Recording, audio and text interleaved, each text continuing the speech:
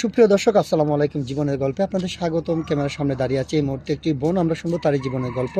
আসসালামু আলাইকুম আপু, কেমন আছেন আপনি? ওয়ালাইকুম আসসালাম, আলহামদুলিল্লাহ ভালো। ভালো আছেন? আপনাকে দেখে মনে হচ্ছে আপনি একটু অসুস্থ। কেন, আপনার অসুস্থ নাকি মন খারাপ, কোনটা? এখন অসুস্থতা থাকলেও তো আর কেউ দেখার নাই, আর মন খারাপ থাকলেও কেউ দেখার নেই, ঠিক আছে। ইনশাআল্লাহ পৃথিবীতে যার কেন তার আল্লাহ আছে, একটা না একটা ব্যবস্থা হবে। জি। আপনি অসুস্থ না মন খারাপ সেটা বলেন, তারপরে দেখি কি করতে পারে আপনার জন্য। না, অসুস্থ না, মনটা অনেক খারাপ। কি জন্য আপনার মনটা খারাপ একটু বলবেন? মন খারাপ হবে না? আজ এতদিন যাবৎ ভিডিও করতেছি, একটা মনের মানুষ পাচ্ছি না। এমন কোনো ছেলে আমার জন্য জন্ম নেয় নাই যে আমার পাশে থাকবে, আমার পাশে দাঁড়াবে, ভালোবাসবে, স্বামী হয়ে আমার ছায়া দিয়ে রাখবে। এরকম কোনো মানুষ পাই না। মন তো খারাপ হওয়ারই কথা, স্বাভাবিক। ঠিক আছে আপু, বুঝতে পেরেছি। যাই হোক, হতে পারে এটাই আপনার জীবনের শেষ ভিডিও, আর কখনো ভিডিও করতে হবে না।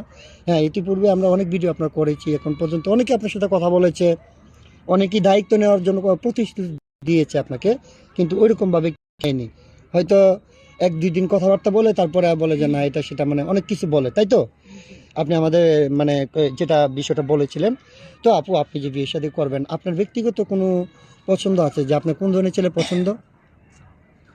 আমার ছেলে যেরকমই হোক আমার কোনো সমস্যা নাই। হুম। চেহারা ডাজন্ট ম্যাটার, এটা কোনোই না, কিন্তু ভালো একটা মন হওয়া লাগবে, ভালো মন মানসিকতা থাকা লাগবে। তার টাকা পয়সা না থাকলেও আমার কোনো সমস্যা নেই, কারণ আমি টাকা পয়সা দেখা না, চেহারা দেখা না। আমি ভালো একটা মনের মানুষ চাই। সে যদি বয়স্কও হয় আমার কোনো সমস্যা নাই, সে বিবাহিত হলেও আমার কোনো সমস্যা নেই, আমি তাকে বিয়ে করব। আপনি চাচ্ছেন একটা ভালো মনের মানুষ, তাই তো? আচ্ছা, জি। ঠিক আছে, সমস্যা নেই। দেখা যায় হয় না। তো এখন আমরা যতটুকু জানি আপনার আব্বু অসুস্থ ছিলেন, আপনার আব্বুর কি অবস্থা সেটা কি জানেন? কোনো হ্যাঁ। আপনাদের বলছি, মা সেলাই মেশিনে কাজ করতো, খুব কষ্ট করে আমাদের বড় করছে।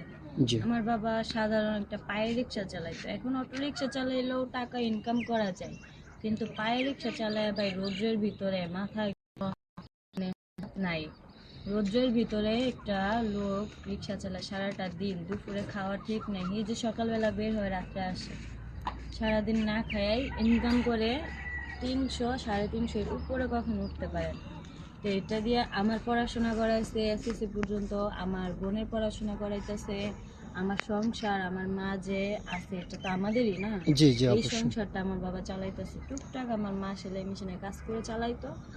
অসুস্থ পড়ছে, গাড়ি অ্যাক্সিডেন্ট করে, তারপরে আমার মা সেলাই মেশিনটা, আমার ফোনটা বিক্রি করে দিয়ে বাবা চিকিৎসা আচ্ছা, করছে। আচ্ছা, ঠিক আছে আপু, বুঝতে পেরেছি। এখন আপনার সাথে যোগাযোগ করার কোনো মাধ্যম নেই? না, আপনার আপনাদের মাধ্যমে। আমাদের মাধ্যমে করতে হবে। সুপ্রিয় দর্শক, এই মুহূর্তে দেখতে পাচ্ছেন ডিসপ্লেতে একটি নাম্বার, এই নাম্বারটা হচ্ছে আমাদের ইউটিউব চ্যানেল কর্তৃপক্ষের নাম্বার। কোনো ভাই যদি মিথিলা আপুর দায়িত্ব নিয়ে আমাকে বিয়ে করতে চায়, তাহলে ওনার ছবি স্ক্রিনশট পাঠিয়ে দিয়ে করবে, আমাদের সাথে যোগাযোগ করবে। কেউ অযথা অডিও কল দিয়ে আমাদেরকে বিরক্ত করবেন না, তাহলে আমরা